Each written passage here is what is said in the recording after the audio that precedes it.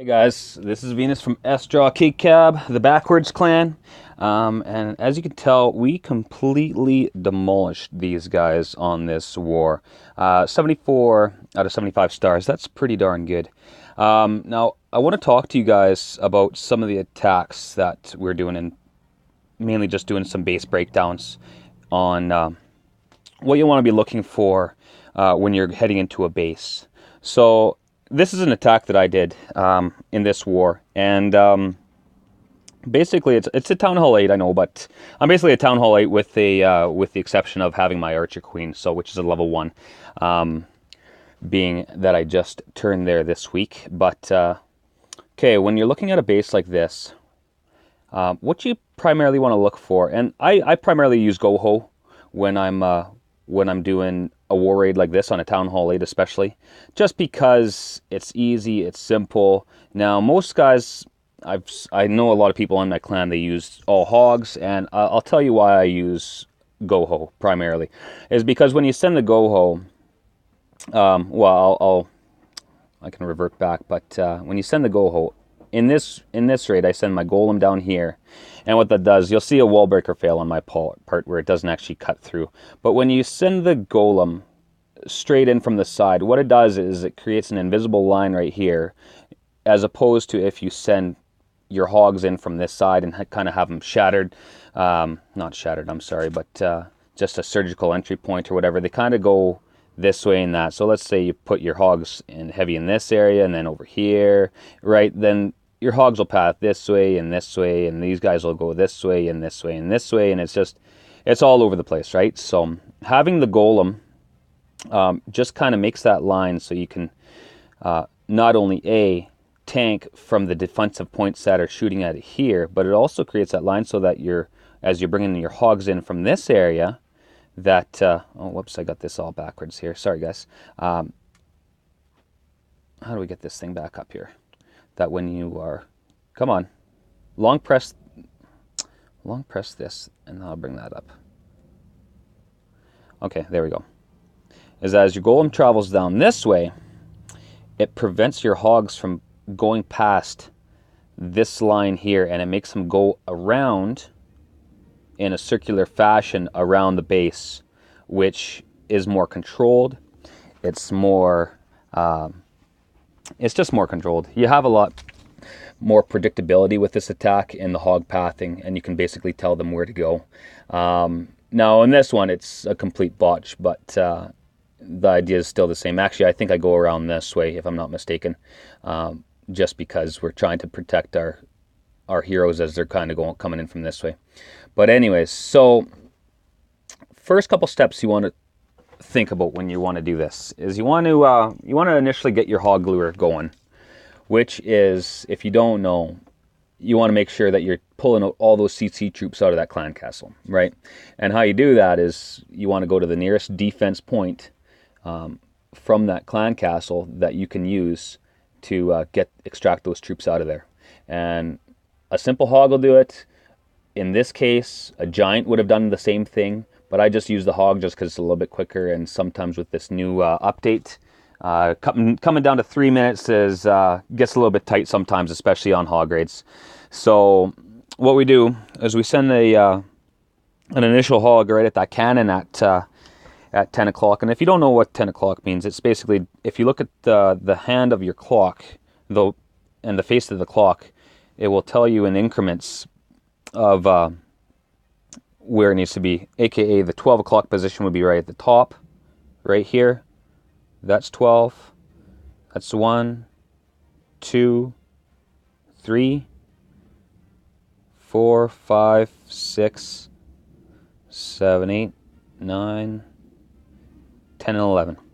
Okay, so if you don't know what we're talking about when we're talking about the positions of the clock, there you go. There's your perfect example right there. So, okay, now back to the raid. And what we'll need to do is we need to make our hog lure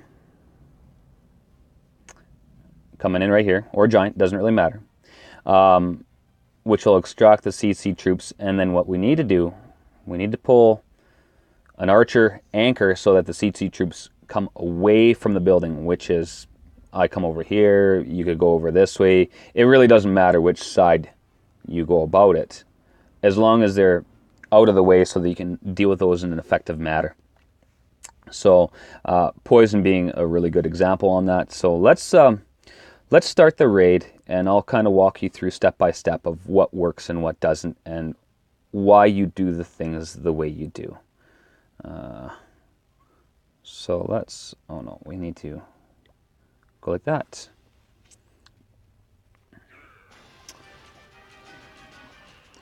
There's my hog lure right there. As you can tell, there's a little CC. You only need one, and that's enough to pull it away. Now, I'll pause it right here and explain something here. As you could tell backwards, I pulled off a second archer to kill that first archer. Now, that was just to kill the first archer and still keep that lure going for the rest of the wizards. You don't need a whole bunch, and you don't need to start off your wizards right away. You do need to use wizards, and that's to deal with them very efficiently and fast, because they can take out multiple units at the same time with one of their blasts. But you also need to pack along with you some archers so that the wizards can stay lured within that poison spell, because it does provide a lot of effectiveness when dealing with the CC, coming head on with them. So, okay, let's keep going. Poison spell. Now, every time that they walk away, they want to get out of that poison spell. So you want to keep archers fairly close to deal with that, and just to keep them inside that poison spell. Drop the golem. Now, here's something that I was very careless about. I dropped the golem, and it was within range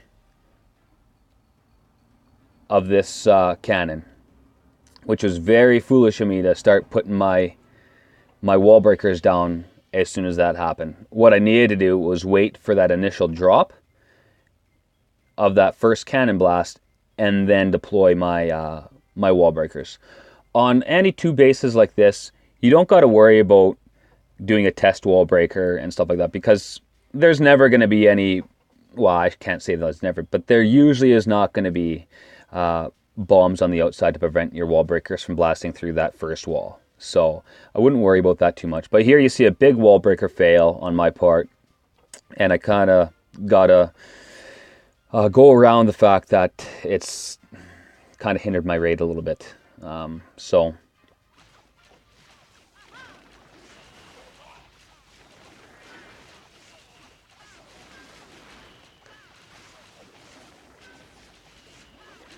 from this point, there's a lot of damage that's getting occurred on my king as well as my golems. Now, seeing as there was, and I believe this is why I went this way, and I would have initially came around the hogs on the bottom side around 9 o'clock, but I went around the top because I didn't want my king to die due to that Tesla popping up. And as you can tell, there's not a lot of spots for giant bombs. So realistically, you could throw this spot, throw like a 2-finger release is what they call it, and basically sending hogs in 2 waves, in 2 big waves right here and say right here, so that they intersect and start coming this way and working around the base.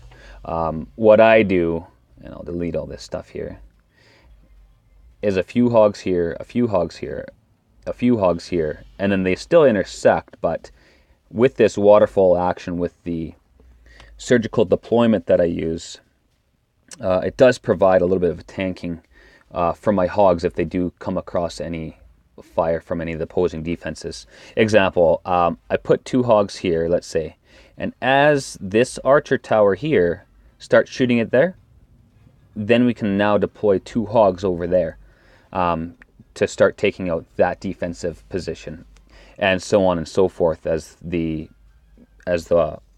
war progresses and the battle unfolds. And you just kind of got to play it by ear where you got to go. Usually in compressed bases like this, it is smarter to probably do a 2-finger release, or an Asian wall is what some guys call it, just to kind of make it more simplified. But I'm so used to doing surgical style that I just can't really shake that right now. But I should probably show some videos and put some up about doing Asian walls and 2-finger releases for you guys. But okay, I'll stop talking. I'll shut up and let you guys watch some of the video too. And I'll try and explain the best I can some of this as it's going by.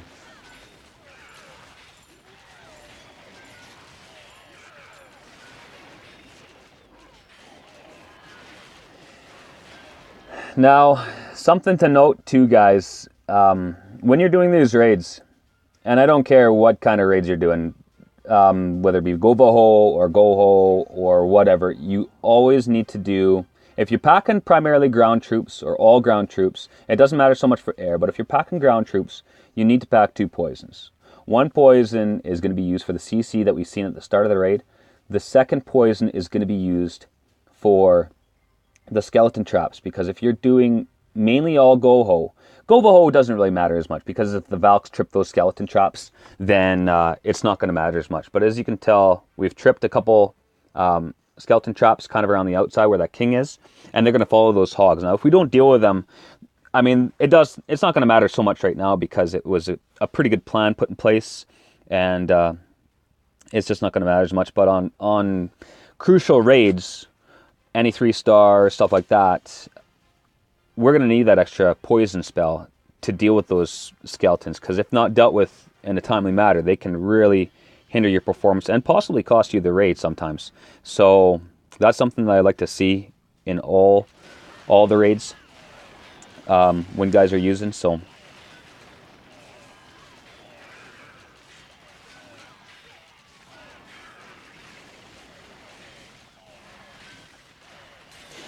see that poison spell? Now, something to note, the most